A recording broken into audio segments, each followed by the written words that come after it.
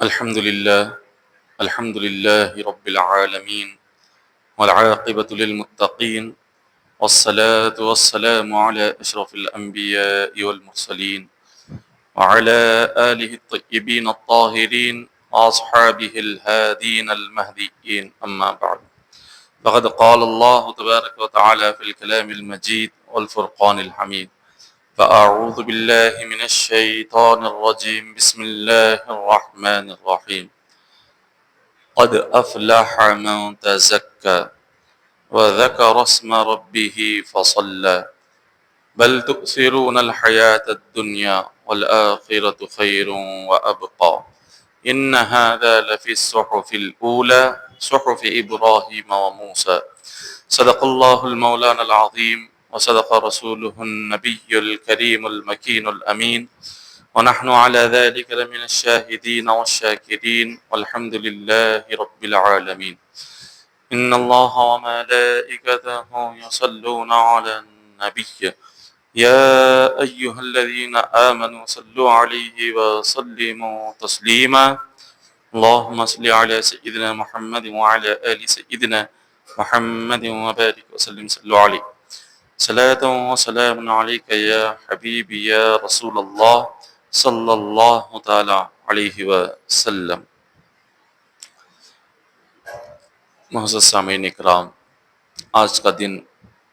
ماہ رمضان المبارک کا آخری دن ہے اور یہ جمعۃ الوداع ہے، اور جو آنے والا کل کا دن ہے وہ عید الفطر کا دن ہے۔ تو آج اس جمعہ میں عید الفطر کی اہمیت کیا ہے اس کو بیان کیا جائے گا کہ عید کی اہمیت اور عید کیسے گزارنا ہے، قرآن اور حدیث کی روشنی میں عید کے دن ہمیں کیا کرنا ہے، عید کی رات ہمیں کیا کرنا ہے، کس طریقے سے عید کو گزارنا ہے، آج یہ بیان کیا جائے گا۔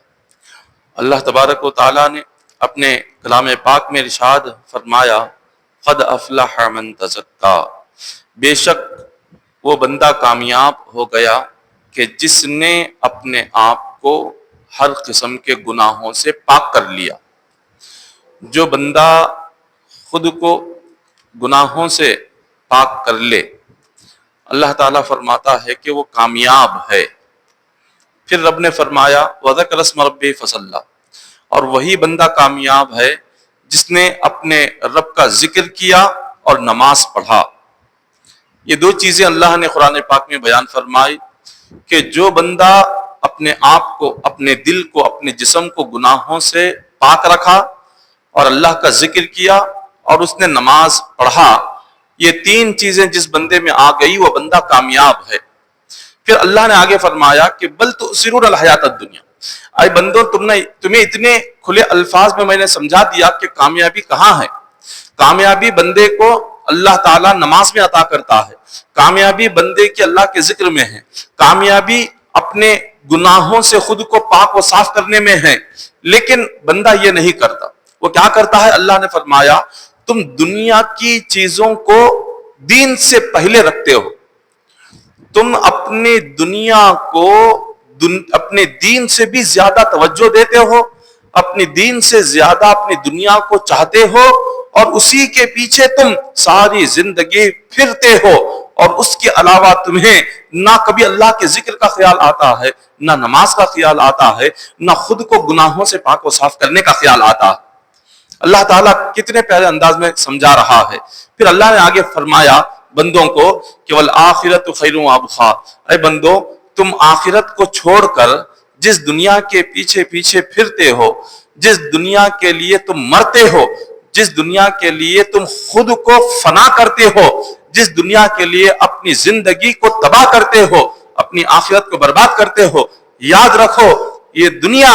تمہارے ہمیشہ ساتھ رہنے والی نہیں ہے، یہ چند سال ہے، جب تک تمہاری سانس چلے گی اس وقت تک یہ تمہارا ساتھ دے گی۔ جیسے ہی تمہاری سانس ختم ہو جائے اس کے بعد دنیا تمہارے ساتھ نہیں آئے گی بلکہ آخرت تمہارے ساتھ آئے گی۔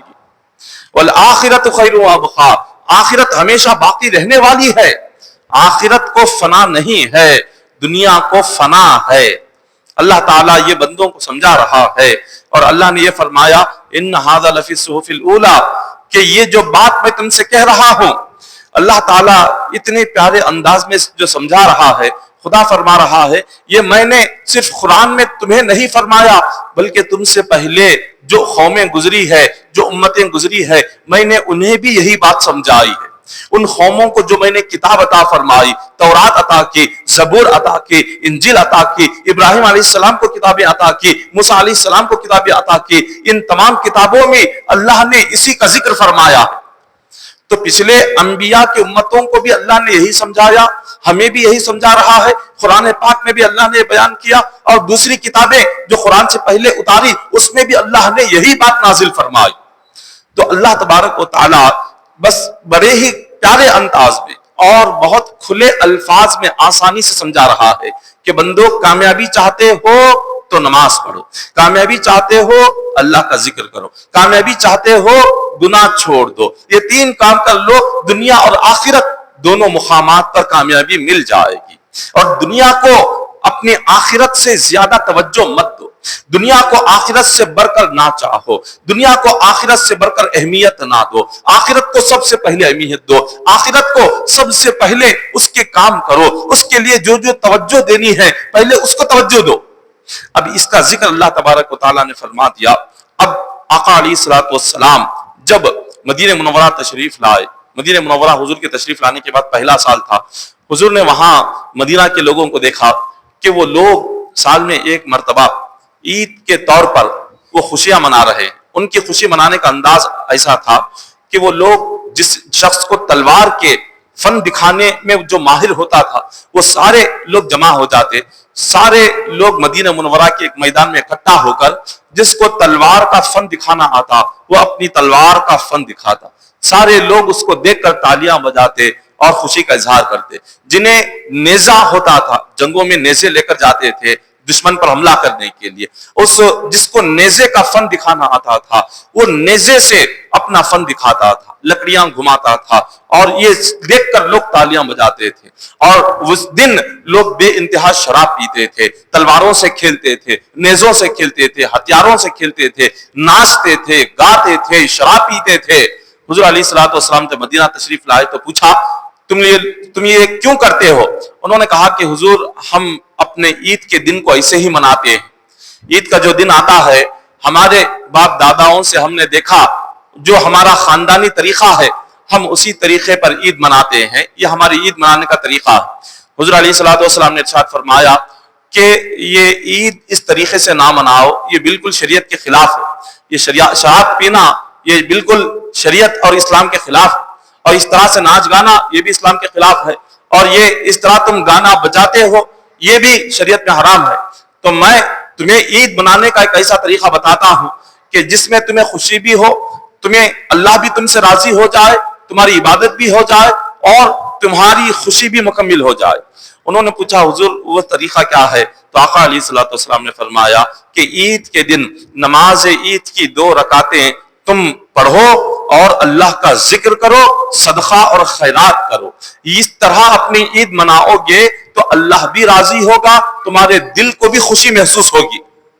حضور علیہ الصلوۃ والسلام نے جب یہ کہا تو پہلا سال یہ منظر دیکھ کر حضور نے یہ حکم دیا۔ جب دوسرا سال آیا تو دوسرے سال میں آقا علیہ الصلوۃ والسلام نے سب سے پہلے نماز عید ادا فرمائی۔ جب تک آقا علیہ الصلوۃ والسلام مکہ مکرمہ میں تھے نماز عید ادا نہیں کی گئی۔ جب حضور مدینہ تشریف لائے، مدینہ تشریف لانے کے پہلے سال نماز عید ادا نہیں ہوئی، دوسرے سال حضور علیہ الصلوۃ والسلام نے مدینہ میں نماز عید ادا فرمائی، اور یہ نماز عید اللہ کا شکر ادا کرنے کے لیے تھی۔ وہ شکر کیا تھا کہ ماہ رمضان المبارک کے 30 دن جب صحابہ نے روزے رکھے، اللہ تبارک و تعالی ان کی روزوں کی برکت سے جو ان کی مغفرت فرما دیا، ان کی بخشش فرما دیا، اور اس روزوں کے ماہ رمضان کی عبادت کی صدقے میں اللہ نے جو ان کے لیے درجات کو بلند فرمایا، تو اس کے صدقے میں، اس شکرے میں حضور نے فرمایا کہ 2 رکعت نماز عید ادا کرے۔ اور دوسری نعمت کیا تھی کہ اسی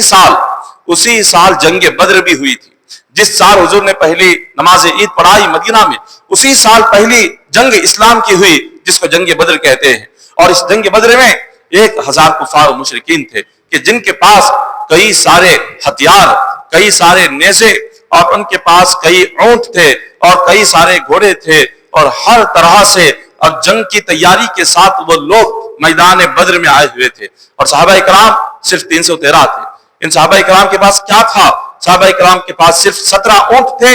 2 گھوڑے تھے، اور جو جنگ کے سامان بھی اتنے زیادہ نہیں، تلواریں اور نیزے بھی اتنے زیادہ نہیں۔ اور صحابہ اکرام تو وہ سارے کے سارے روزدار تھے، اور ان کے جسموں میں اتنی طاقت اور قوت بھی نہیں تھی، لیکن اس کے باوجود اللہ کی ذات پر یقین کر کے میدان جنگ میں آئے۔ حضور علیہ الصلوۃ والسلام کی محبت میں اپنی جانیں قربان کرنے کے لیے میدان بدر میں وہ لوگ حاضر ہو گئے۔ اللہ تبارک و تعالیٰ نے جب ان کے جذبے کو دیکھا، جب ان کے ایمان کو دیکھا، اور حضور کی جب محبت کو دیکھا، خالق کائنات نے ان سے فرمایا کہ اے میرے مصطفیٰ کے صحابہ، تمہارے پاس نہ ہتھیار ہے، نہ نیزے ہے، نہ تمہارے جسموں میں طاقت ہے، نہ تمہارے پاس گھوڑے ہیں، نہ تمہارے پاس اونٹ ہے، نہ جنگ کے ساز و سامان ہے، تم ہر طرح سے کمزور ہو، تم جنگ کے لیے جسمانی طور پر بھی کمزور ہو، ہتھیاروں سے بھی کمزور ہو، مالی لحاظ سے بھی کمزور ہو، لیکن تمہارا جو ایمان ہے چٹان سے زیادہ مضبوط ہے، تمہارے دل میں جو میرے مصطفیٰ کا عشق ہے، یہ عشق چٹان سے زیادہ مضبوط ہے،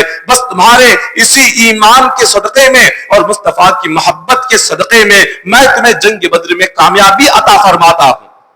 اللہ نے جنگ بدر میں کامیابی عطا فرما دی۔ جب جنگ بدر میں کامیابی مل گئی تو اس کے 8 دن کے بعد ماہ رمضان مکمل ہو گیا، اور جیسے ماہ رمضان مکمل ہوا، حضور علیہ الصلوۃ والسلام نے فرمایا اللہ نے تمہیں اس سال 2 نعمتیں عطا فرمائی، ایک جنگ بدر میں کامیابی عطا فرمائی، اور ایک ماہ رمضان کے مکمل عبادت پر تمہاری مغفرت اور بخشش عطا فرما دی۔ چلو ان دونوں نعمتوں کا ہمیں شکر ادا کرنا ہے۔ اب شکر کیسے ادا کرنا ہے؟ ہم جا کر اللہ کی بارگاہ میں 2 رکعت نماز عید ادا کریں گے، یہ اللہ کی بارگاہ میں ان نعمتوں کا شکر ادا ہو جائے گا۔ تو حضور علیہ الصلوۃ والسلام نے اسی وقت سے نماز عید کا آغاز فرمایا۔ ایک روایت میں آتا ہے کہ ایک شخص جس کا نام صالح بن عبداللہ تھا، وہ عید الفطر کے دن وہ عید گاہ کو نماز عید ادا کر کے آ جاتا۔ نماز عید کے بعد وہ گھر آ کر اپنے تمام گھر والوں کو اپنے پاس اکٹھا جمع کر لیتا، اور پھر اس کے بعد وہ اپنی گردن میں لوہے کی زنجیر ڈالتا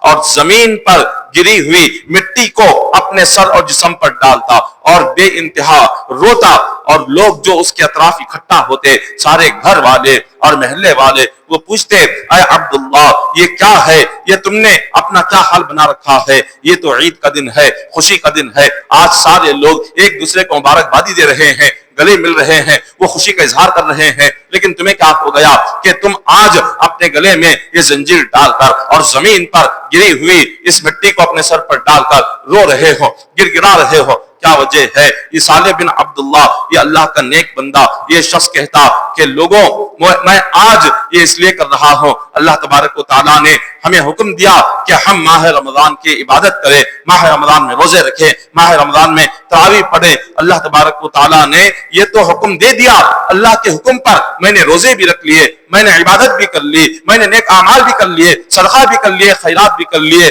میں نے سب کچھ کر لیا۔ اب مجھے پتا نہیں اللہ تبارک و تعالیٰ میری ان عبادتوں کو اس نے قبول کیا ہے یا قبول نہیں کیا، میں نے جو محنت کی ہے کیا میری محنت کامیاب ہوئی ہے یا نہیں ہوئی ہے، اور اسی لیے میں رو رہا ہوں اللہ کی بارگاہ میں دعا مانگ رہا ہوں اللہ تعالیٰ میری محنت کو قبول فرمائے۔ 1 مہینے تک جو میں نے کوشش کی ہے، جو اللہ کو راضی کرنے کے لیے جو میں نے تکلیفیں اٹھائی ہے، اللہ تعالیٰ میری ان تکلیفوں کو قبول فرمائے، محنتوں کو قبول فرمائے، اسی لیے میں اس طرح سے رو رہا ہوں۔ اللہ اکبر، آپ غور فرمائیں، اللہ کا نیک بندہ اتنا سب کچھ عبادتیں کر کے وہ یہ رو رہا ہے کہ اللہ تبارک و تعالیٰ اس کی عبادت کو قبول فرمائے۔ تو آج ہم گناہگاروں کو عید کے موقع پر کتنا رونا چاہیے، اللہ کو راضی کرنا چاہیے، اور یہ شخص صالح بن عبداللہ اتنا نیک انسان، نیک بندہ، یہ مصلی بچھا کر مصلی کی ایک جانب ایک فقیر کی طرح بیٹھ جاتا، جس طرح سے کوئی مانگنے والا فقیر کسی کے دروازے پر کونے پر کھڑے ہو کر مانگتا ہے، یہ اسی طرح مصلی بچھاتا، مصلی کے کنارے پر یہ اللہ کی بارگاہ میں ایک فقیر کی طرح ہاتھ پھیلا جاتا اور عرض کرتا کہ اے مالک و مولا، جو میں نے عبادتیں کی ہے ان عبادتوں کو قبول فرما، میرے نیک اعمال کو قبول فرما۔ اس طرح سے ہاتھ پھیلا کر اپنے عبادتوں کے قبول ہونے کی وہ بھیک مانگتا، اور اللہ تبارک و تعالی اس کی اس عبادتوں کو اور اس کی دعاؤں کو لوگ دیکھ کر فرماتے، مصلی کے درمیان میں بیٹھ کر دعا کیوں نہیں مانگتے، مصلی کے کنارے پر بیٹھ کر آپ دعا کیوں مانگتے ہو؟ وہ کہتا کہ میں ایک فقیر ہوں اور اللہ کے دربار پر میں حاضر ہوا ہوں، رب کے دربار پر حاضر ہوا ہوں۔ درمیان میں جب کوئی فقیر کسی امیر کی بارگاہ میں جاتا ہے، اس کے دروازے پر جاتا ہے، وہ بالکل سامنے کھڑے ہو کر مانگے، یہ ادب کے خلاف ہے۔ ادب یہ ہے کہ مانگنے والا فقیر اپنے مولا کے اور اپنے مالک کے دروازے کے کنارے پر بیٹھے، یہ اس کا ادب ہے۔ تو وہ شخص اللہ کا وہ نیک بندہ صالح بن عبداللہ،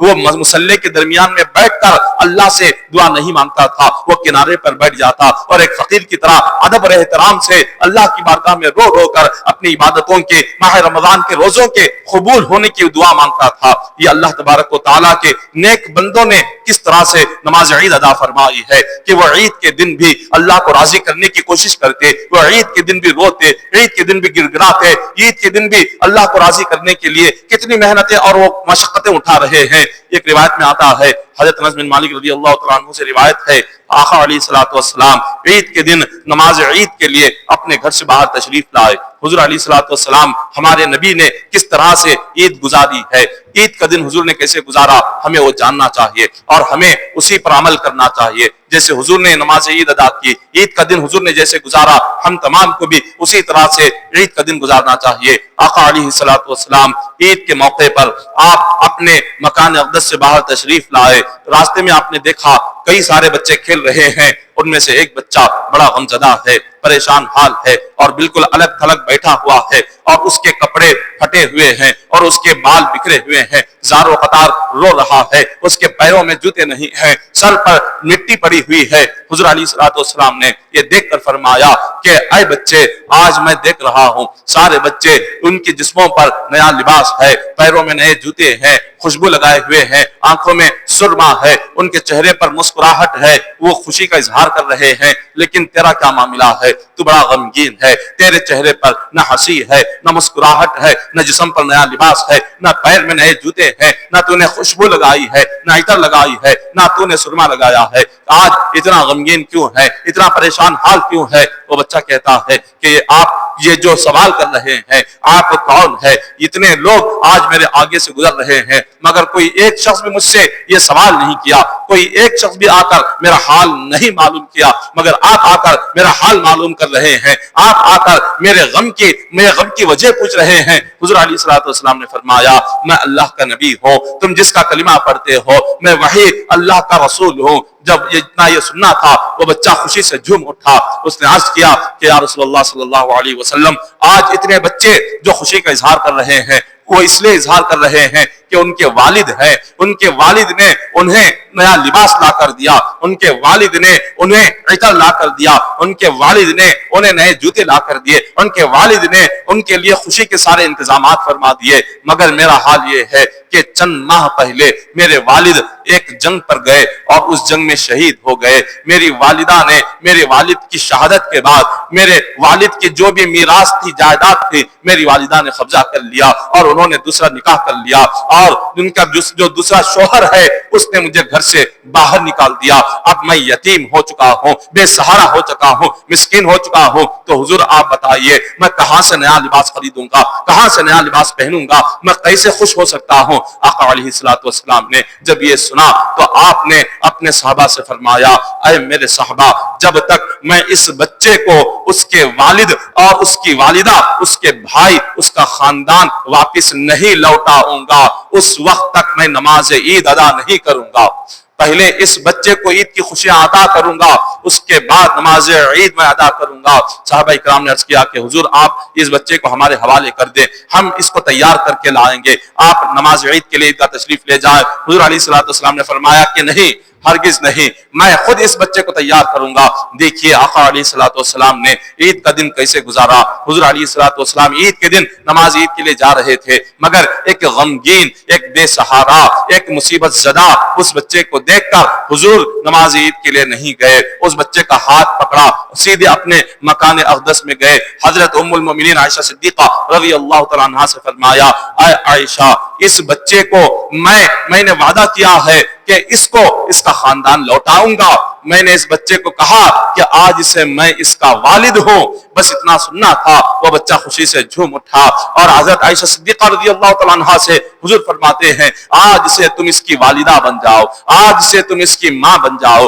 میں اس کا باپ ہوں۔ حضرت عائشہ صدیقہ رضی اللہ تعالیٰ عنہا نے فرمایا کہ حضور آپ کا حکم سر آنکھوں پر، آپ نے کہہ دیا آج سے میں اس کی ماں بن جاتی ہوں۔ اور جس طرح ماں اپنی اولاد پر جو شفقت اور جو محبت کا اظہار کرتی ہے، میں اس بچے کے ساتھ اسی محبت کا اظہار کروں گی، اپنے اولاد کی طرح ہی اس بچے کی تربیت کروں گی، پرورش کروں گی۔ بس حضور نے فرمایا کہ جاؤ اس کو تیار کرو۔ حضرت عائشہ صدیقہ رضی اللہ تعالیٰ عنہا نے اس کو تیار کیا اور اس کو بہترین لباس پہنایا اور اس کو عطر لگوایا اور اچھی طرح سے اس کو تیار کر کے آقا علیہ الصلوۃ والسلام سیدھے حضرت عائشہ صدیقہ رضی اللہ تعالیٰ عنہا کے مکان سے لے کر حضرت فاطمہ الزہرا رضی اللہ تعالیٰ عنہا کے مکان اقدس پر پہنچے، اور وہاں پر پہنچ کر حضور علیہ الصلوۃ والسلام نے ارشاد فرمایا، اے فاطمہ، میں نے اس بچے کو وعدہ کیا ہے کہ اس کو اس کا خاندان لوٹاؤں گا، میں اس کا باپ بن گیا ہوں، عائشہ اس کی ماں بن گئی ہے، اور میں تم سے یہ حکم دیتا ہوں کہ تم آج سے اس کی بہن بن جاؤ۔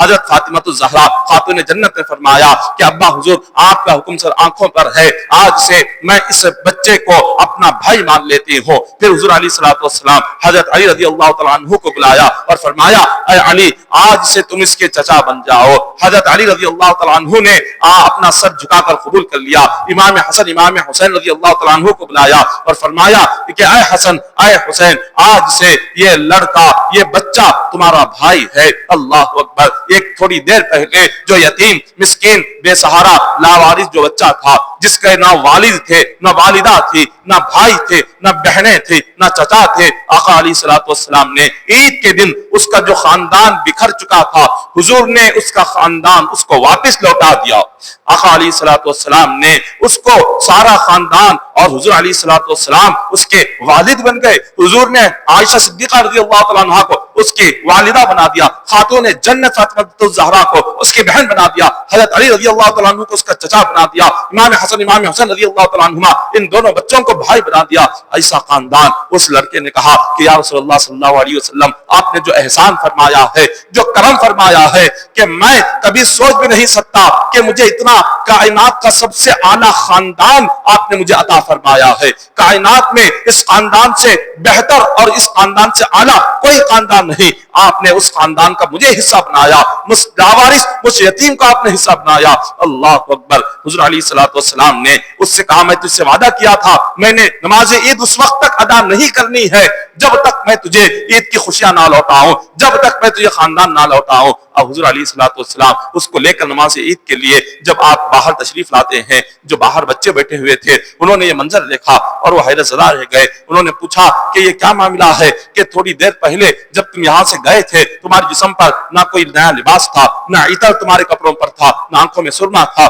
نہ تمہارے پیروں میں جوتے تھے، تمہارے بالوں میں تو دھول اور مٹی پڑی ہوئی تھی، آج تو بالکل یہ معاملہ بالکل الگ نظر آ رہا ہے، تمہارے ساتھ کیا ہوا؟ وہ بچہ اپنے ساتھیوں سے کہتا ہے، حضور علیہ الصلوۃ والسلام آج سے میرے والد بن گئے، حضرت فاطمہ الزہرا میری بہن بن گئی، ام المؤمنین عائشہ صدیقہ رضی اللہ تعالیٰ عنہا میری ماں بن گئی ہے، حضرت امام حسن امام حسین یہ دونوں میرے بھائی ہیں، حضرت علی میرے چچا ہے، حضور نے مجھے سارا خاندان لوٹا دیا، اب میں حضور کے خاندان کا حصہ بن گیا ہوں۔ ان بچوں نے جب یہ منظر دیکھا تو انہوں نے آقا علیہ الصلوۃ والسلام سے عرض کیا کہ یا رسول اللہ صلی اللہ علیہ وسلم، آج آپ نے اس لاوارث اور یتیم بچے کو جو بلند مقام عطا فرمایا، جو نعمتیں اس کو عطا فرمائی ہے، ہمیں بھی خواہش ہو رہی ہے کاش ہمارے والد بھی کسی جنگ میں شہید ہو جاتے اور ہم بھی آپ کے خاندان کا حصہ بن جاتے۔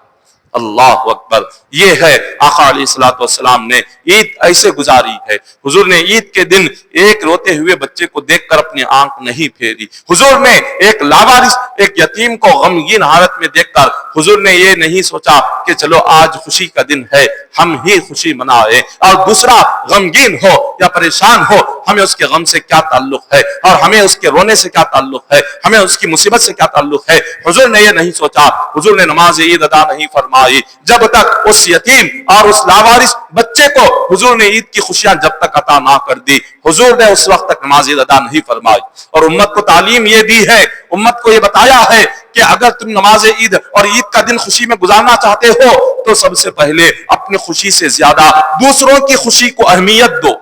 دوسروں کی خوشی کو اہمیت دو۔ اگر تمہیں کوئی غم زدہ نظر آ جائے عید کے دن کسی مصیبت زدہ کی مصیبت کو دور کرنا، یہ اصل میں عید کی خوشی ہے۔ عید کے دن بھوکے کو کھلانا یہ عید کی خوشی ہے، عید کے دن پیاسے کو پلانا یہ عید کی خوشی ہے، عید کے دن کسی روتے ہوئے انسان کے آنسوؤں کو پوچھنا یہ عید کی اصل خوشی ہے، عید کے دن کسی کے چہرے پر مسکراہٹ لے کر آنا یہ عید کی اصل خوشی ہے، عید کے دن صدقہ اور خیرات کرنا یہ عید کی اصل خوشی ہے،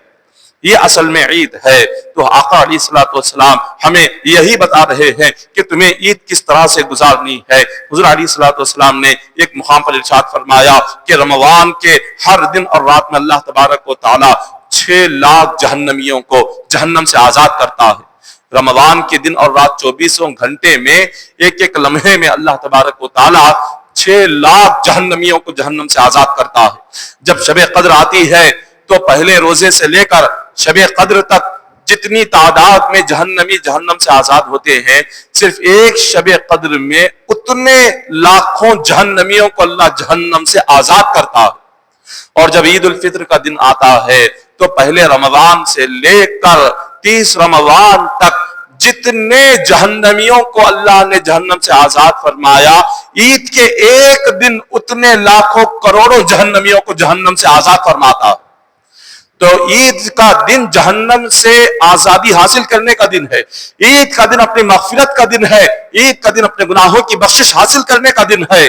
پھر حضور علیہ الصلوۃ والسلام فرماتے ہیں کہ جب تم روزے رکھو تو روزوں کی زکوٰۃ کے طور پر تم اپنے مال کا فطرہ ادا کرو۔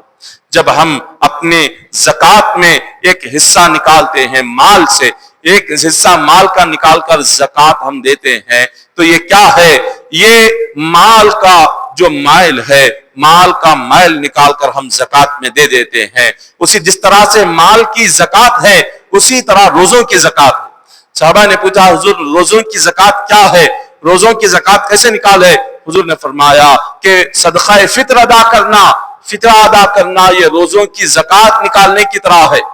اگر جب تم فطرہ ادا کرو گے تو یہ فطرہ کیا ہے؟ تمہارے رمضان کے روزوں کی زکوٰۃ ادا ہو جائے گی۔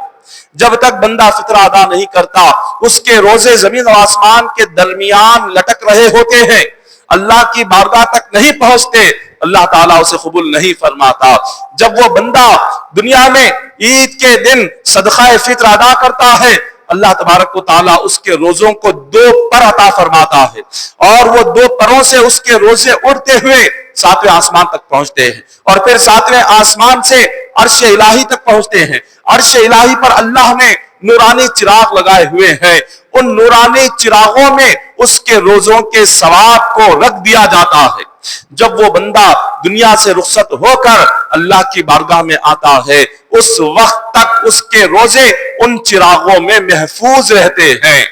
جب وہ آتا ہے اللہ تعالیٰ موت کے بعد قیامت کے دن اس کے روزوں کا ثواب اسے عطا فرماتا ہے۔ تو یہ روزے اس وقت تک قبول نہیں ہوتے جب تک عید کے دن ہم فطرہ ادا نہیں فرماتے۔ یہ فطرہ ادا کرنا یہ بندے کے لیے بہت ضروری ہے۔ جب کوئی بندہ فطرہ ادا کرتا ہے عید کے دن، اللہ تعالیٰ اسے فطرہ ادا کرنے کی برکت سے 10 انعامات عطا فرماتا ہے۔ فطرہ ادا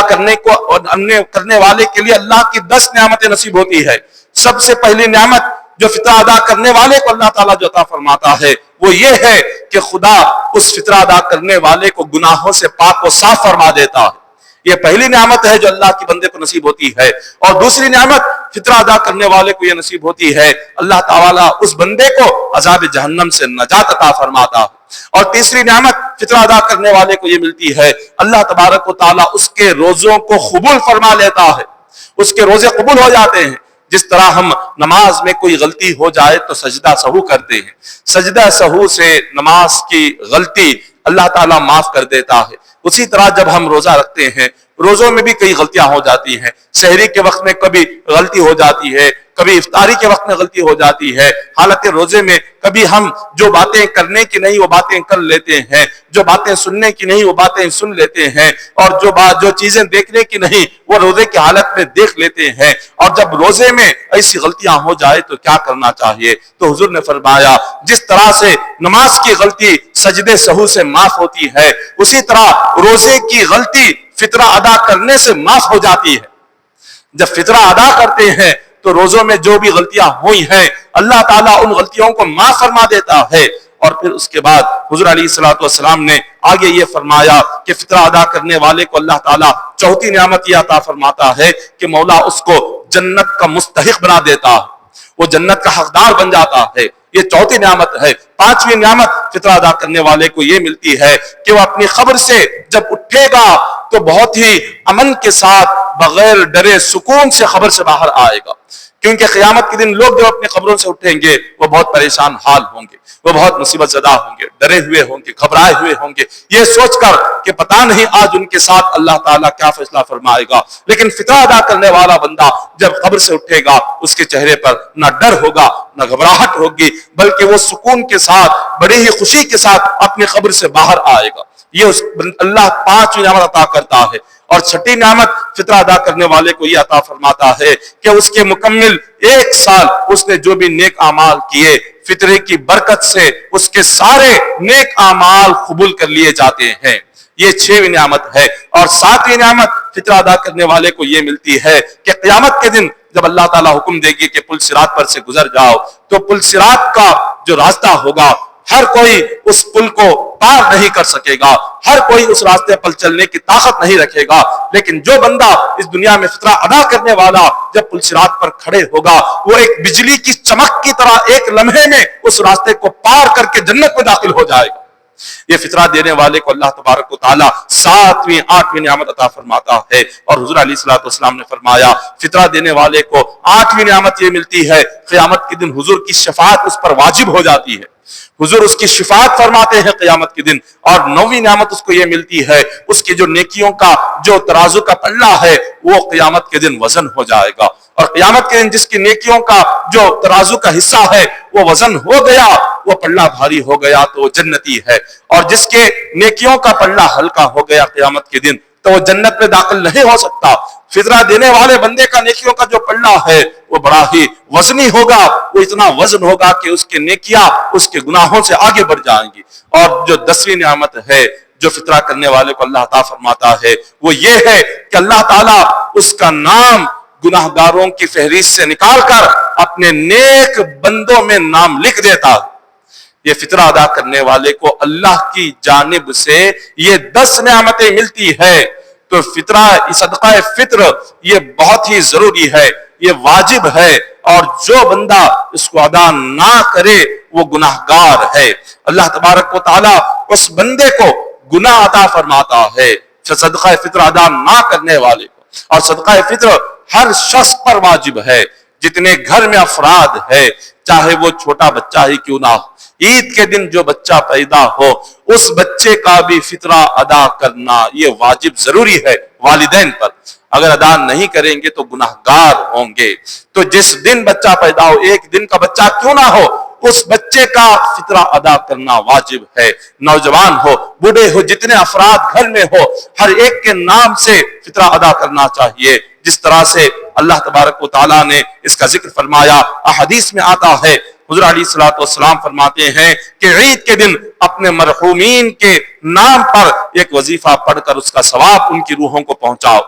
مرحومین کے نام سے حضور نے عید کے دن ایک وظیفہ پڑھنے کا حکم دیا۔ وہ وظیفہ کیا ہے؟ سبحان اللہ و بحمدہ، سبحان اللہ و بحمدہ۔ یہ وظیفہ عید کے دن 300 مرتبہ پڑھنے کا حضور نے حکم دیا، اور جو بندہ عید کے دن 300 مرتبہ سبحان اللہ و بحمدہ پڑھ کر اپنے مرحوموں کے نام پر اس کا ثواب پہنچائے گا، اللہ تعالیٰ ان کی قبروں میں 1000 نور داخل فرمائے گا. 1000 نور ان کی قبروں میں داخل کیا جائے گا. اور جب وہ بندہ مرے گا، یہ پڑھنے والا بندہ جب مرے گا تو اللہ اس کی قبر میں بھی 1000 نور داخل فرمائے گا. اس کی قبر میں 1000 نور. تو آپ غور فرمائیں کہ کتنا بہترین اللہ تبارک و تعالی ہمیں جو دن عطا فرما رہا ہے. عید کا دن کوئی معمولی دن نہیں ہے، یہ بہت اہم دن ہے. اور عید کی رات بھی کوئی عام رات نہیں ہے، بلکہ عید کی رات بھی اتنی ہی اہمیت والی ہے کہ جتنی ہی شب معراج اور شب برات، یہ راتیں جتنی اہم ہے، جتنی برکت والی ہے، اتنی ہی برکت اور رحمت والی رات عید کی رات ہے. کیونکہ حدیث پاک میں آتا ہے، حضرت سیدنا ابن عباس رضی اللہ تعالیٰ عنہ روایت فرماتے ہیں، حضور علیہ الصلوۃ والسلام نے ارشاد فرمایا، جب عید الفطر کی رات ہوتی ہے اس کا نام لیلۃ الجائزہ ہے. عید الفطر کی جو رات یعنی آج کی رات، آج کی جو رات ہے، جو مغرب کے بعد سے جو چاند نظر آتا ہے، اس رات کے تعلق سے حدیث پاک میں حضور فرماتے ہیں آج کی رات کو لیلۃ الجائزہ کہتے ہیں. لیلۃ الجائزہ کے معنی ہے انعام کی رات. کہ عید کے دن ہم بچوں کو انعام جیسے دیتے ہیں، اسی طرح عید کی رات اللہ سے انعام لینے کی رات ہے. اللہ نے اس رات کا نام ہی لیلۃ الجائزہ رکھا، اللہ نے اس رات کا نام ہی انعام کی رات رکھا ہے. تو یہ اللہ سے انعام لینے کی رات ہے. اور اس رات کیا ہوتا ہے؟ اس رات اللہ تبارک و تعالی فرشتوں کو حکم دیتا ہے، اے فرشتے زمین پر چلے جاؤ، سارے راستوں پر کھڑے ہو جاؤ، گلیوں پر کھڑے ہو جاؤ اور کناروں پر کھڑے ہو جاؤ اور اعلان کرو، سارے لوگوں کو اعلان کرو اور ان سے کہو، اے لوگوں آؤ اللہ کی بارگاہ میں، وہ آج تمہیں انعام دینے کو تیار ہے. آؤ اللہ کی طرف، آج کی رات اللہ تمہیں انعام دینا چاہتا ہے. اللہ کی بارگاہ میں آ کر انعام لو. یہ فرشتے آ کر رات میں، چاند رات، آج کی رات میں سڑکوں پر، گلیوں پر، کوچوں پر کھڑے ہو کر لوگوں کو بلاتے ہیں. ان کی آواز انسان اور جنات نہیں سنتے. انسان اور جنات کے علاوہ ساری روئے زمین کی مخلوق ان کا اعلان سنتی ہے. پرندے ان کے اعلان کو سنتے ہیں، جانور سنتے ہیں، کیڑے مکوڑے، ساری مخلوق سنتی ہے. وہ ہر ایک کو بلاتے ہیں، وہ ہر ایک سے کہتے ہیں کہ لوگوں آج کہاں جا رہے ہو، کہاں جا رہے ہو؟ یہ رات تمہارے لیے اللہ سے انعام لینے کی رات ہے. آؤ اللہ کی بارگاہ میں، وہ تمہیں بلا رہا ہے. وہ کہہ رہا ہے فرشتوں جاؤ میرے بندوں کو بلاؤ، آج میں ان کا قصور معاف کرنے کے لیے تیار ہوں، آج میں انہیں گناہوں سے پاک کرنے کو تیار ہوں، آج میں ان کی دعا قبول کرنے کو تیار ہوں، آج وہ جو مانگے گی وہ انہیں عطا کرنے کو تیار ہوں. ان سے کہو کہ رمضان میں جو انہوں نے محنت کی ہے، رمضان میں جو انہوں نے راتوں میں جاگ کر میری عبادت کی ہے، رمضان میں جو انہوں نے بھوکے پیاسے رہ کر جو میری عبادت کی ہے، آج رات میں انہیں اس کا انعام دینے والا ہوں. آج انعام کی رات ہے، لیکن ہم اللہ سے انعام لینے کی بجائے ہم راستوں پر، بازاروں پر، سڑکوں پر گھوم رہے ہوتے ہیں. انعام کی رات اللہ کی بارگاہ میں آ کر عبادت کرنے کی رات ہے. حضور علیہ الصلوۃ والسلام نے ارشاد فرمایا کہ جو بندہ چاند رات میں عبادت کرتا ہے اس کا دل کبھی مردہ نہیں ہوگا، اس کا دل ہمیشہ زندہ رہے گا، اس کا دل ہمیشہ زندہ رہے گا، کبھی مردہ نہیں ہوگا. تو یہ رات اسی طرح ہے جس طرح سے شب معراج ہے. اس رات میں وہی برکتیں ہیں جو برکتیں شب برات کی راتوں میں آتی ہیں. یہ عام راتوں کی طرح یہ رات نہیں ہے. پھر اس کے بعد اللہ تبارک و تعالی صبح کو جب لوگ عیدگاہ کی طرف چلتے ہیں، اللہ تعالیٰ فرشتوں سے ارشاد فرماتا ہے کہ فرشتوں بتاؤ، اگر کوئی مزدور کسی مالک کی مزدوری کرے، کسی مالک کے گھر جا کر محنت کرے اور مالک نے جو جو کام بتایا سارا کام کر دے، اب اس مزدور کو کیا دینا چاہیے؟ تو فرشتوں نے کہا کہ مولا اگر مزدور نے مالک کے حکم پر سارا کام کر دیا ہے تو اس مزدور کی پوری مزدوری دے دینی چاہیے. اس کی جو مزدوری ہے، اس نے جتنا محنت کیا اس کی مزدوری اس مزدور کو دینا چاہیے. اللہ تعالیٰ فرماتے ہیں آج عید کا دن ہے اور جن بندوں نے ایک مہینے تک مزدوری کی، روزوں کی مزدوری کی، تراویح پڑھ کر میری مزدوری کی، تہجد پڑھ کر میری مزدوری کی، قرآن پڑھ کر میری مزدوری کی، نہ قرآن سن کر میری مزدوری کی اور انہوں نے ذکر کر کر میری مزدوری کی، صدقہ خیرات کر کے ایک مہینے تک جن بندوں نے میری مزدوری کی ہے، آج ان مزدوروں کو میں ان کی مزدوری دینے والا ہوں، آج انہیں مزدوری دینے والا ہوں۔ فرشتے عرض کرتے ہیں کہ مولا تیرے ان بندوں کو کیا مزدوری دے گا، تیری مزدوری کیا ہے؟ اللہ تعالیٰ فرماتا ہے آج میں اپنے مزدوروں کو ایسی مزدوری دوں گا کہ انہیں گناہوں سے ایسے پاک کر دوں گا کہ وہ عید کی نماز پڑھ کر جب گھر جائیں گے تو وہ اتنے پاک ہو جائیں گے جیسے کہ وہ آج ہی اپنی ماں کے پیٹ سے پیدا ہوئے ہوں۔ اللہ تعالیٰ یہ مزدوری عطا کرتا،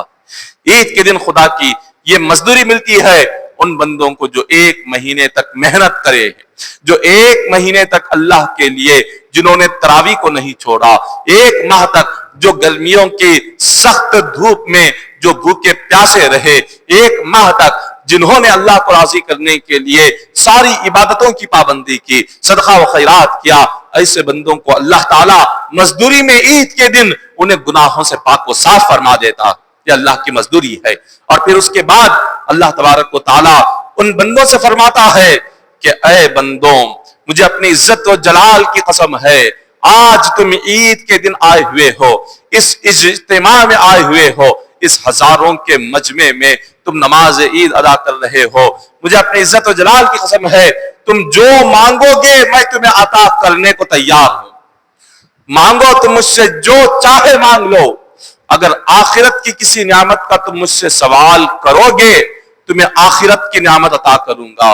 اگر دنیاوی کسی نعمت کا تم مجھ سے سوال کرو گے میں تمہیں دنیاوی نعمت عطا کروں گا، تم جو مانگنا چاہتے ہو مانگو، آج عید کا دن ہے میں تمہیں انعام دینے کو تیار ہوں۔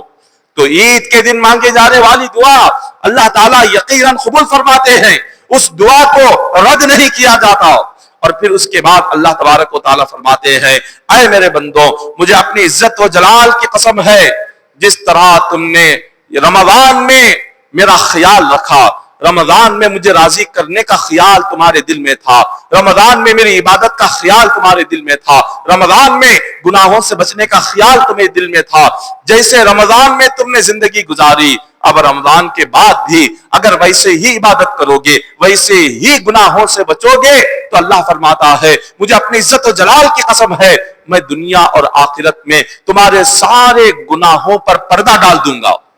تمہارے گناہوں کو نہ دنیا میں ظاہر کروں گا، نہ قیامت میں ظاہر کروں گا، نہ میدان محشر میں ظاہر کروں گا، میں تمہارے گناہ ظاہر کر کے نہ شرمندہ کروں گا، نہ رسوا کروں گا، نہ ذلیل کروں گا، جب تک تم میرا خیال رکھو گے میں تمہارا خیال رکھوں گا۔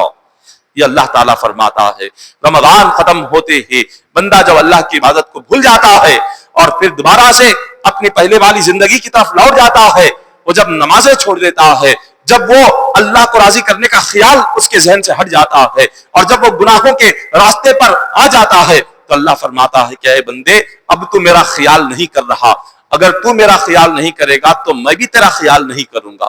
اگر تو میرا خیال کرے گا تو میں تیری رزق کا خیال کروں گا، تیری عزت کا خیال کروں گا، میں تیری صحت کا خیال کروں گا، تیرے دین اور دنیا کے ہر معاملے کا خیال رکھوں گا اگر تو میری عبادت کا خیال رکھے گا، اگر تو مجھے راضی کرنے کا خیال رکھے گا۔ اللہ اکبر، خدا عید کے دن کتنی پیاری بات بندوں کو بتا رہا ہے، کتنی پیاری بات سمجھا رہا ہے کہ اے بندے اگر تو رب کا ہو گیا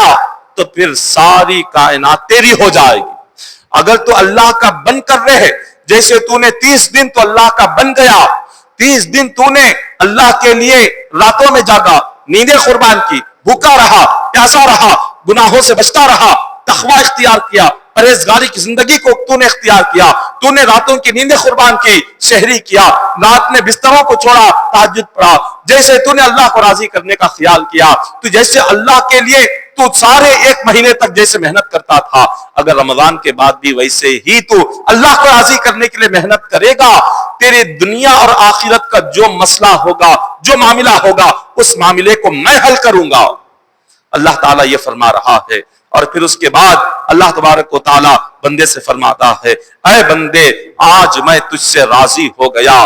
آج میں تجھ سے راضی ہو گیا ہوں، اب اپنے گھر تو چلا جا، اب اپنے گھر کو ایسے جا کہ جیسے تیرے نامہ اعمال میں کوئی گناہ ہے ہی نہیں،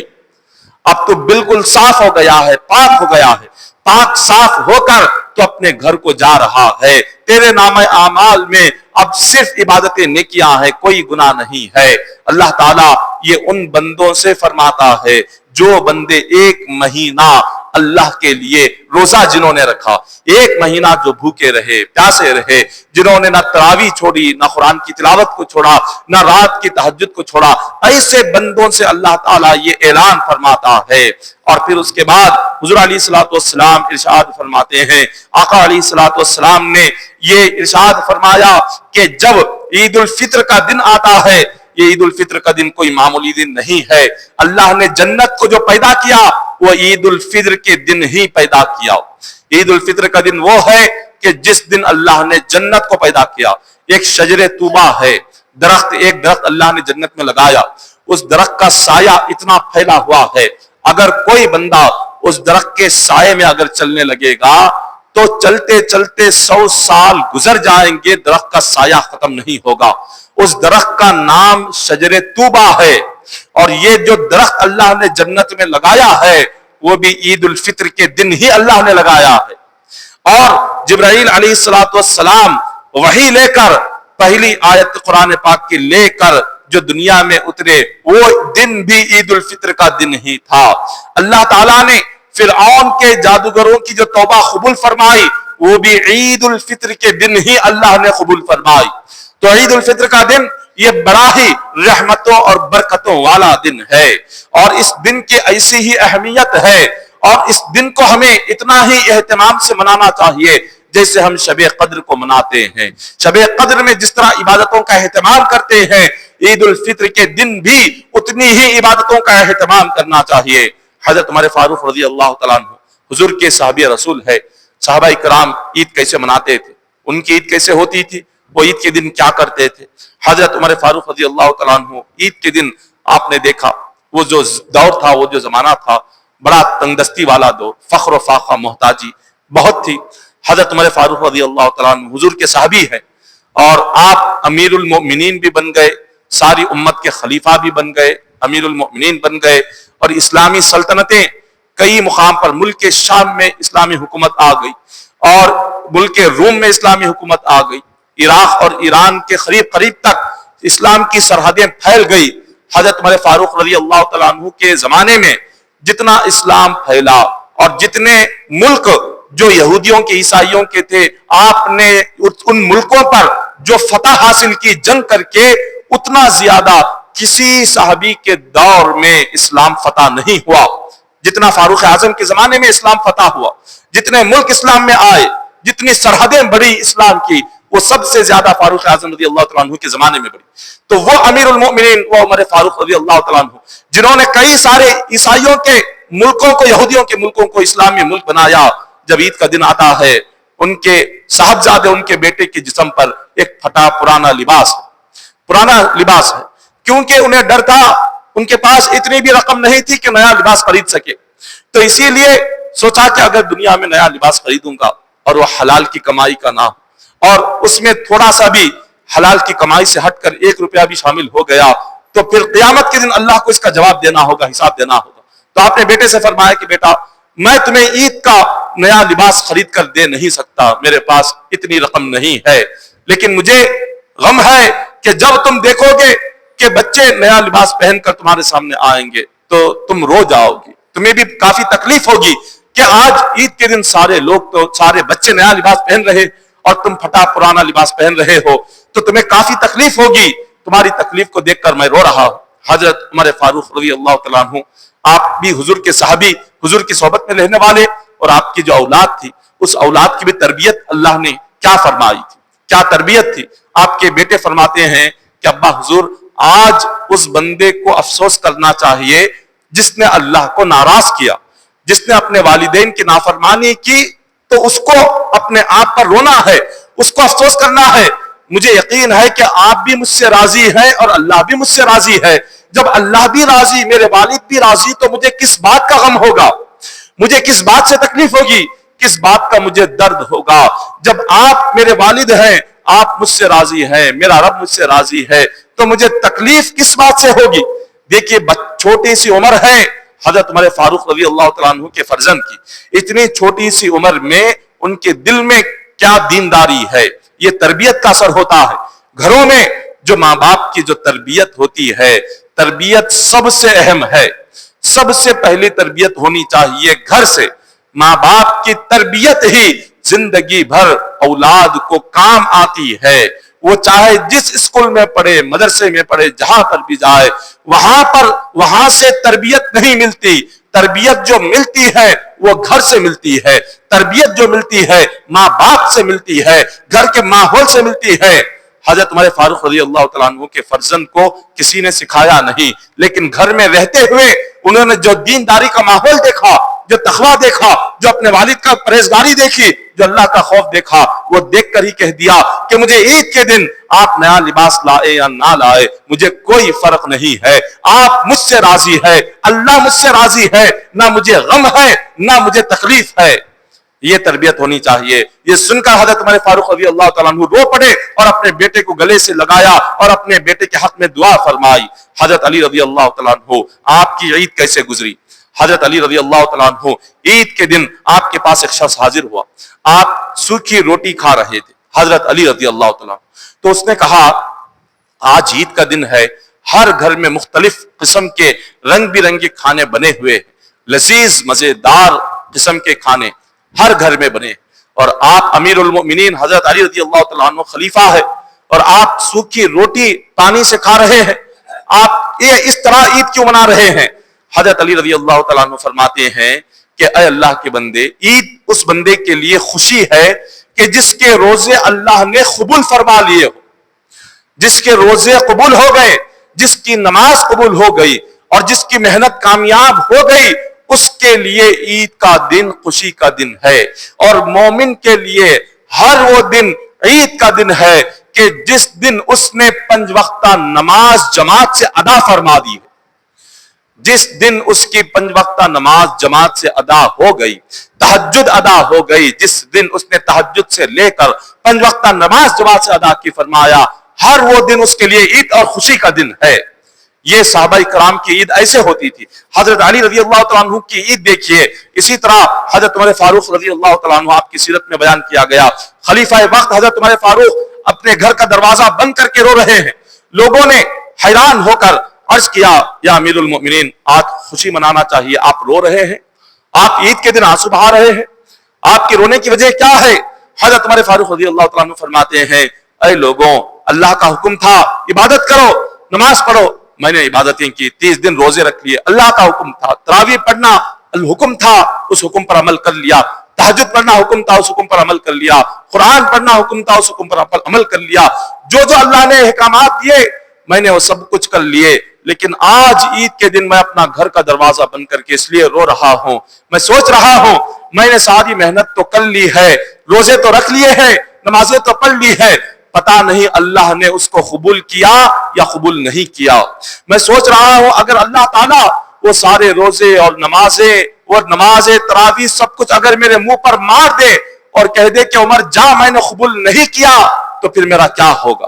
میرا کیا حال ہوگا؟ اسی لیے میں رو رہا ہوں اور اللہ کی بارگاہ میں گر گڑا رہا ہوں کہ مولا میری عبادتوں کو قبول فرما۔ یہ اللہ والے کون ہے؟ حضرت عمر فاروق رضی اللہ تعالیٰ عنہ، حضرت علی رضی اللہ تعالیٰ عنہ، یہ وہ اللہ والے جنہیں دنیا میں ہی جنت کی بشارت حضور نے فرما دی، اور جن کا تذکرہ اللہ نے قرآن میں فرمایا، اور جن کی بشارتیں قرآن میں آئی ہے، اور حضور نے کئی احادیث میں ان کے جنتی ہونے کا ذکر فرمایا۔ ایسے صحابہ اکرام و خلفائے راشدین عید کے دن وہ اتنا رو رہے ہیں یہ سوچ کر کہ ان کی عبادتیں قبول ہوئی یا نہیں ہوئی، تو ہم جیسے گناہ گاروں کو عید کے موقع پر کس طرح اللہ کو راضی کرنے کے لیے رونا چاہیے، کس طرح گر گرانا چاہیے عید کے موقع پر۔ ہم نے عید کے دن کو گناہوں میں لگانے کو ہم نے عید سمجھ رکھا ہے۔ عید کا دن یہ بڑا اہمیت والا دن ہے، یہ بڑا برکتوں والا دن ہے۔ جیسے ہی عید کا چاند نظر آ جاتا ہے، عید کا چاند نظر آ گیا، اس کے بعد سے ہی عید کی مغرب تک، آج کی مغرب سے لے کر عید کی کل کی مغرب تک ایک ایک لمحہ دعا کے قبول ہونے کا ہوتا ہے۔ آج کی مغرب سے لے کر کل کی مغرب تک ایک ایک وقت، ایک ایک گھڑی، رات دن، 24 گھنٹوں میں ایک ایک منٹ دعا کے قبول ہونے کا منٹ ہے، ایک ایک لمحہ مغفرت اور بخشش مانگنے کا لمحہ ہے، ایک ایک لمحہ اللہ سے اپنی عبادتوں کا انعام لینے کا لمحہ ہے۔ اتنا پیارا وقت ہے۔ آئیے حضرت ذوالنون مصری رضی اللہ تعالیٰ عنہ کی عید دیکھتے ہیں۔ حضرت ذوالنون مصری کون ہے؟ اللہ تبارک و تعالیٰ کے ایک ولی کامل ہے۔ 10 سال تک آپ نے کوئی لذیذ غذا نہیں کھائی،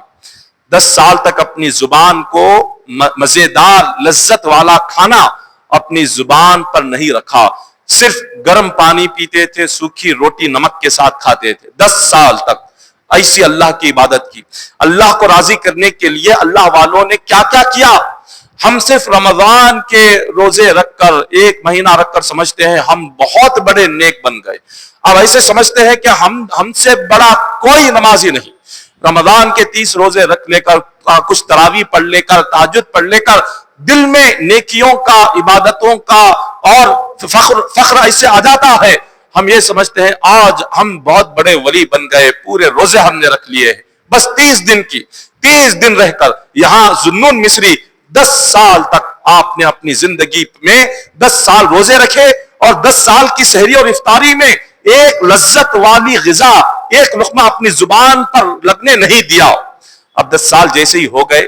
عید کی رات، چاند رات، جیسے آج کی رات چاند رات ہے، چاند رات آئی تو انہوں نے کہا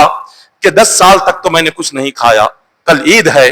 تو کل کچھ اچھا کھانا کھاؤں گا، مزیدار غذا، لذت والی غذا جو زبان کو مزہ آئے، ایسی غذا کل میں کھاؤں گا۔ اتنا کہا۔ اتنا کہنے کے بعد اپنا جو نفس تھا، اپنے نفس سے کہنے لگے، اے نفس، اگر تجھے کل مزیدار غذا کھانی ہے، اگر تجھے کل لذیذ کھانا کھانا ہے، آج رات 2 رکعت میں ایک قرآن ختم کرنا ہوگا۔ اگر 2 رکعت میں ایک قرآن تو ختم کرے گا تو میں تجھے کل عید کے دن مزیدار کھانا کھلاؤں گا۔ نفس سے یہ بات کہی اور چاند رات کھڑے ہو گئے، اور ایک رات میں 2 رکعت میں مکمل ایک قرآن پاک ختم کر دیا۔ یہ اولیاء اللہ ہے۔ اولیاء اللہ کی چاند رات کیسے گزرتی تھی؟ 2 رکعت میں ایک قرآن پڑھ کر اولیاء کی چاند رات گزرتی تھی۔ اور آج ہماری چاند رات کیسے گزرتی ہے؟ بازاروں میں، راستوں میں، سڑکوں میں آج ہم بے حیائی اور بے شرمی کرتے ہوئے اور اس کو فخر کرتے ہوئے 10 بجے سے لے کر رات کے صبح 5 بجے تک بازار میں رہنا، آج یہ ایک مسلمان کی عادت بن گئی ہے۔ یہ چاند رات کے دن خاص طور پر سارا رمضان ہم خریداری نہیں کرتے، انتظار کرتے ہیں اسی رات کو جائیں گے، اسی رات جائیں گے، اسی رات خریدیں گے، اور ساتھ میں خواتین ہے، بیوی ہے، بچے ہیں، اور خود بھی اس رات ساری رات اللہ کی عبادت کرنے کی بجائے، دعا مانگنے کی بجائے، رونے کی بجائے، یہ چاند رات شب قدر کی طرح ہے، شب برات کی طرح ہے، شب معراج کی طرح ہے۔ کیا ان راتوں میں کبھی ہم بازاروں میں گھومتے ہیں؟ جب ان راتوں میں نہیں گھومتے تو اس رات میں کیوں گھوم رہے ہیں؟ اس رات کی بھی حدیثوں میں وہی اہمیت ہے جو کہ بڑی راتوں کی اہمیت ہے، اس رات کی بھی وہی برکت ہے جو دوسری بڑی راتوں کی برکت ہے۔ جب ان راتوں میں بازاروں میں گھوما نہیں جاتا، مساجد میں عبادت کی جاتی ہے، تو اس رات میں کیوں مساجد میں عبادت نہیں کی جاتی؟ اس رات میں کیوں دعائیں نہیں مانگی جاتی؟ ہم سارا ایک مہینہ چھوڑ کر اسی رات کو خریداری کے لیے کیوں منتخب کرتے ہیں؟ اسی رات کیوں نکل رہے ہیں؟ اور وہ بھی کیا ہے؟ صبح تک واپس نہیں آنا ہے، 4 بجے تک بازار میں ہی رہنا ہے، اور ساتھ میں مائیں بہنیں وہ بھی بے حیائی اور بے شرمی کے ساتھ ساری رات گھوم رہی ہے۔ کہیں پر کوئی کھا رہا ہے، کوئی پی رہا ہے، کوئی ایسے ہی راستے پر بیٹھا ہوا ہے۔ انہوں نے یہ سمجھ رکھا عید کا مطلب ہی ہے عید کی رات کو بازار میں گھومنا، یہ گھومنے سے ہی عید نظر آئے گی، ورنہ عید نظر نہیں آئے گی۔ عید کی رات کو آج ہم نے یہ سمجھ رکھا ہے بازار کو جا کر 4 بجے تک وہاں پر گھومنے سے ہی عید کی رات نظر آئے گی، وہی عید ہے۔ اور مسجدوں میں آنا، جیسے کہ آج چاند نظر آ گیا تو شیطان بعد میں خوش ہوتا ہے، اس سے پہلے ہم خوش ہو جاتے ہیں کہ چلو آج آزاد ہو گئے۔ شیطان اتنا خوش نہیں ہوتا چاند نظر آنے پر، آزاد ہونے پر، جتنا ایک مسلمان اس کو ایسے لگتا ہے کہ رمضان نے اس کی بیڑیاں باندھ دی تھی، اس کے پیر باندھ دیے تھے، اس کو قیدی بنا دیا تھا، اب یہ جا رہا ہے، چلیے آج سے میں آزاد ہو گیا۔ شیطان سے زیادہ مسلمان خوش ہو جاتا ہے۔ یہ کیا معاملہ ہے؟ اللہ اکبر۔ ماہ رمضان کے جانے پر زمین اور آسمان آنسو بہاتے ہیں۔ حضور نے فرمایا جب ماہ رمضان کی آخری رات آتی ہے تو امت محمدیہ کے لیے ایک بہت بڑی نعمت اس سے چھین رہی ہے، تو ساتوں زمین آنسو بہاتے ہیں، آنسو اور زمین کے ساتھ آسمان آنسو بہاتے ہیں، فرشتے روتے ہیں، فرشتے روتے ہیں۔ صحابہ نے پوچھا کہ حضور کیوں روتے ہیں؟ فرشتے عرض کرتے ہیں کہ مولا ایک مہینہ کہ جس میں امت محمدیہ ہمیشہ ان کی دعائیں تو قبول کرتا تھا، وہ مہینہ رخصت ہو رہا ہے، کہ مولا جس مہینے میں تو ان کے گناہوں کو معاف کرتا تھا وہ مہینہ رخصت ہو رہا ہے، جس مہینے میں ایک ایک لمحہ ان پر اپنی نعمتوں کی بارش کرتا تھا اور رحمتوں کی بارش کرتا تھا، وہ مہینہ رخصت ہو رہا ہے۔ امت محمدیہ کے لیے یہ بہت بڑی بدقسمتی ہوتی ہے کہ جس کے جانے پر زمین رو رہی ہے، آسمان رو رہے ہیں، فرشتے رو رہے ہیں، اور ایک مسلمان خوش ہو رہا ہے کہ رمضان چلا گیا، چلو آج تو اب آج کی رات سے چلو مجھے گناہ کرنا ہی کرنا ہے۔ آج کی رات سے ہی یہ طے ہو جاتا ہے کہ 3 دن کیا کیا گناہ کرنا ہے۔ 30 دن میں اتنی عبادت نہیں ہوتی جتنا 3 دن میں گناہ ایک مسلمان کرتا ہے۔ عید کے دن سے ہی کس دن کس ٹیکس میں جانا ہے، کس تھیٹر میں جانا ہے، دوسرے دن کس پارک میں جانا ہے، کہاں گھومنے جانا ہے، کس کس جگہ پر جانا ہے، مائیں بہنوں کو لے کر جانا ہے، کس پارک میں جانا ہے، کس ہوٹل میں جانا ہے، یہ ساری بے حیائی، یہ ساری بے شرمی، یہ 3 دن میں ایسے گناہ ہوتے ہیں جو 30 دن میں رمضان میں اتنی نیکیاں نہیں ہوتی۔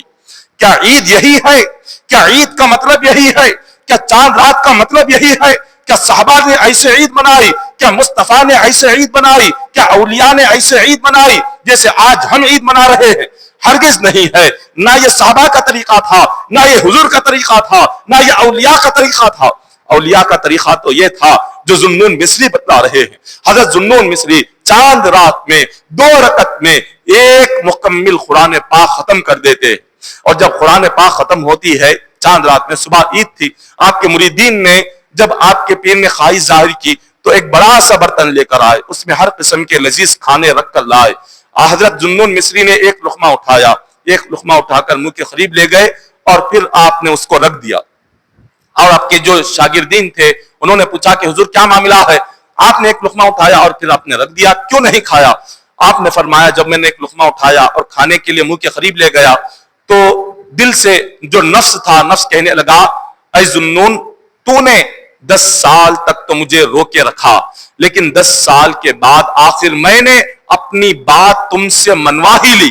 آخر تو نے 10 سال تک میری خواہش پوری نہیں کی، 10 سال کے بعد تو تجھے میری خواہش پورا کرنا ہی پڑا، تو آخر میں ہی جیت گیا تو ہار گیا۔ بس یہ بات دل سے آنا ہی تھا۔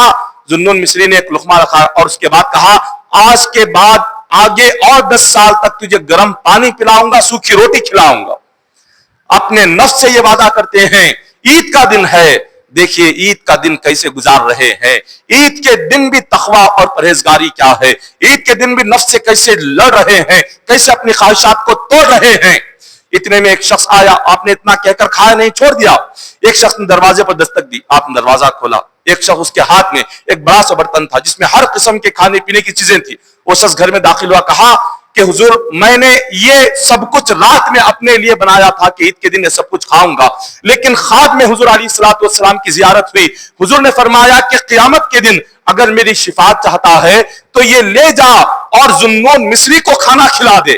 اور ذوالنون مصری سے کہہ دینا کہ یہ تمہارے نبی کا حکم ہے، آج ایک دن نفس کے ساتھ صلح کر لو اور میرے حکم پر یہ جو مزیدار غذائیں ہیں تم ایک دن کے لیے کھا لو۔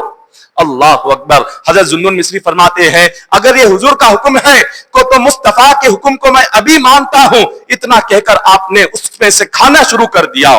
یہ وہ اللہ والے کہ جن کے نفس کی مخالفت ایسی ہوتی تھی کہ خود حضور آ کر فرماتے تھے کہ نہیں ایک دن کے لیے نفس کے ساتھ صلح کر لو، ایک دن کے لیے یہ کھانا کھا لو، یہ غذا کھا لو۔ یہ اللہ والوں کی عید ایسے گزرتی تھی۔ آج آپ غور فرمائیں کہ اللہ تبارک و تعالیٰ اتنا اہم دن ہمیں عطا فرما رہا ہے۔ عید کا جو دن ہے شیطان روتا ہے، حدیث پاک میں ہے، وہ چیختا ہے، چلاتا ہے، جب اس کے تمام شاگردین آ کر پوچھتے ہیں کہ اے ہمارے آقا، اے ہمارے استاد کیوں رو رہا ہے؟ ابلیس کہتا ہے آج اللہ نے امت محمدیہ کے گناہگاروں کی مغفرت فرما دی، ان کے سارے گناہ معاف کر دیے، بخش دیے۔ اب وہ کہتا ہے کہ آج سے تم سب کو پھر سے محنت کرنا ہوگا۔ اس کے شاگردین پوچھتے ہیں کہ بتاؤ ہمیں کیا کرنا ہے؟ تو شیطان کہتا ہے جاؤ آج عید کا دن جب وہ اپنے گھر جائیں ان کے دلوں میں نفسانی خواہشات پیدا کرو، ایسی خواہشیں ان کے دلوں میں پیدا کرو کہ 3 دنوں میں ان سے اتنے گناہ کرواؤ کہ 30 دن کی نیکیاں برباد ہو جائے۔ شیطان یہ کہتا ہے کہ ان کے دلوں میں خواہشات نفسانی پیدا کر دو۔ تو آج ہمارا یہی معاملہ ہے کہ ہم آج رات سے ہمارے لیے اللہ تعالیٰ ایک عید کا دن عطا کر رہا ہے جو بڑا ہی اہم ہے، بڑا ہی برکتوں والا دن ہے۔ اس عید کے دن کو آپ نمازوں میں گزارے، صدقہ خیرات میں گزارے، گناہوں میں ہرگز نہ گزارے۔ عید کا دن ٹاکسوں میں گزارنے والا دن نہیں ہے، عید کا دن نفسانی خواہشات پورا کرنے کا دن نہیں ہے، عید کا دن کہیں بے شرمی بے حیائی کے ساتھ گھومنے پھرنے کا دن نہیں ہے، عید کا دن دعا مانگنے کا دن ہے، عید کا دن اللہ کی بارگاہ میں رونے کا دن ہے، عید کا دن صدقہ اور خیرات کا دن ہے، عید کا دن بھوکوں کو کھانا کھلانے کا دن ہے، عید کا دن پیاسے کو پانی پلانے کا دن ہے، عید کا دن رونے والے کے آنسوؤں کو پوچھنے کا دن ہے، عید کا دن ایک غمگین کو خوشی پہنچانے کا دن ہے، عید کا دن ایک مصیبت زدہ کی مصیبت کو دور کرنے کا دن ہے، عید کا دن ایک پریشان حال مسلمان کی پریشانی کو دور کرنے کا دن ہے، عید کا دن اللہ کی نعمتیں حاصل کرنے کا دن ہے، عید کا دن اپنی دعاؤں کی قبولیت کا دن ہے، عید کا دن اللہ کی بارگاہ میں سر جھکا کر اپنے گناہوں کی مغفرت اور بخشش مانگنے کا دن ہے۔ آج ہم نے اس دن کی اہمیت کو بھلا دیا۔ ہم یہ سمجھتے ہیں کہ رمضان چلا گیا ہے، رمضان رخصت ہو رہا ہے، رمضان الوداع ہو رہا ہے، لیکن نمازیں الوداع نہیں ہو رہی۔ ہم رمضان کے الوداع کے ساتھ نمازوں کو بھی الوداع کر دیتے ہیں، ہم رمضان کے الوداع کے ساتھ قرآن کو الوداع کر دیتے ہیں، ہم رمضان کے الوداع کے ساتھ مسجد کو الوداع کر دیتے ہیں، ہم رمضان کے الوداع کے ساتھ صدقہ خیرات کو الوداع کر دیتے ہیں، رمضان کے الوداع کے ساتھ سارے نیک اعمال کو الوداع کر دیتے ہیں۔ رمضان صرف الوداع ہو رہا ہے، نہ نماز الوداع ہو رہی ہے، نہ قرآن الوداع ہو رہا ہے، نہ صدقہ و خیرات الوداع ہو رہی ہے، نہ عبادتیں الوداع ہو رہی ہے، نہ نیک اعمال الوداع ہو رہے ہیں۔ یہ ساری عبادتیں یہ ہم پر ویسے ہی فرض ہے جیسے ماہ رمضان میں فرض تھی۔ لہذا مساجد آپ غور فرمائے، جو مسجدیں رمضان میں آباد ہوتی تھی، جو مسلمان مساجد کو رمضان میں آباد کر رہے تھے، اب اذان سن کر جب وہ مسجد کے آگے سے گزرتے ہیں تو مسجد پر کیا گزرتی ہوگی، مسجد کے دل پر کیا گزرتی ہوگی کہ جو مسلمان ایک مہینہ جس کو آباد کر رہے ہیں، آج وہی مسلمان اذان سن کر اپنے گھر میں بیٹھا ہوا ہے، کوئی ٹی وی دیکھ رہا ہے، کوئی مسجد کے آگے سے گزر رہا ہے، مگر مسجد کے اندر قدم رکھنے کی توفیق نصیب نہیں ہو رہی۔